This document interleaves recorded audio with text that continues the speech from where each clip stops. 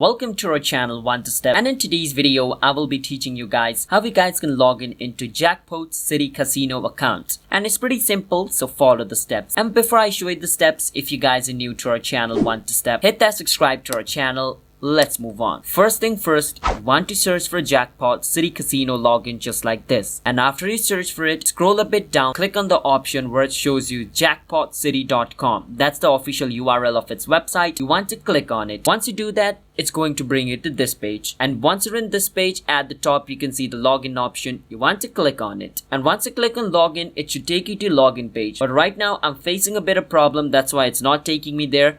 But if you click on this, it's going to take you to the login page. After you're in the login page, you can enter your login info of Jackpot City and you should be able to log in into your Jackpot City account. It's that simple. So if you guys found our video helpful, then hit that subscribe to our channel One to Step. I'll see you guys in my next video. Until then, have a nice day everybody.